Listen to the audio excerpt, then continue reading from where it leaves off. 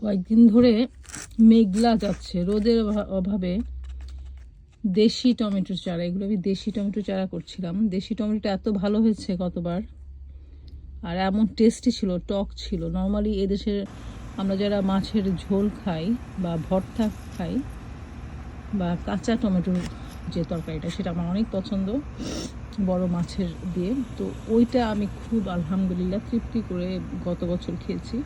তো এই দেশি টমেটো তো হয় নর্মালি স্যান্ডউইচ বা সালাদে খুব ভালো খাওয়া যায়, কিন্তু আমরা যারা দেশিরা কিন্তু এই দেশি টমেটোগুলি মিস করি। তো গত বছর বীজ কালেক্ট করে চারা করেছিলাম। তো যেহেতু মেঘলা, রোদ পাচ্ছে না, এর জন্য আমার এই গাছগুলি কেমন যেন লম্বা লম্বা হয়ে যাচ্ছে। তো এখন চিন্তা করলাম কিছু মাটি অ্যাড করে দিই।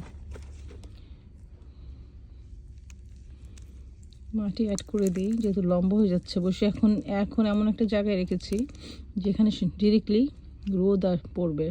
যদি রোদ উঠে এর মধ্যে আবার ঠান্ডা পড়ে গিয়েছে, প্রচুর ঠান্ডা শুরু হয়ে গেছে এখানে। তো এই ফেব্রুয়ারির লাস্টটা কেমন যায় দেখা যাক, আল্লাহ ভরসা। এখান থেকে যদি 5 থেকে 6টা চারা সারভাইভ করে না, প্রচুর হয়, মাশাআল্লাহ প্রচুর হয়, এবং সারা বছর ধরে এটা ফল দেখলাম দিয়েছে। তো এইটা আমার কয়েকটা চারা মাস্ট ইনশাআল্লাহ লাগবেই। তবে একটু যদি মানে শক্ত হয়ে যায় তখন আমি চারাগুলিকে আলাদা করব। একসাথে দিয়েছিলাম, আমেরিকান ওয়েতে দেইনি, একটা পটে অনেকগুলি বিচি দিয়ে দিয়েছি। তো একটু শক্ত হয়ে গেলেই একটা একটা করে চারা যখন ছোট ছোট পটে আলাদা করে দেব, তখনই এর গোড়াগুলি পোক্ত হবে, পাতাগুলি মেলবে। তো আপাতত 2টা সপ্তাহ অপেক্ষা করতে হবে ঠান্ডার জন্য।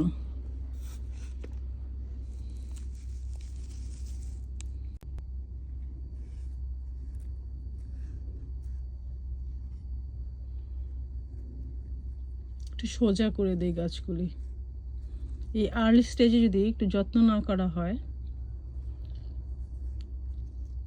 এই সময়টা খুব খেয়াল করে চারাগুলিকে বড় করতে হয়।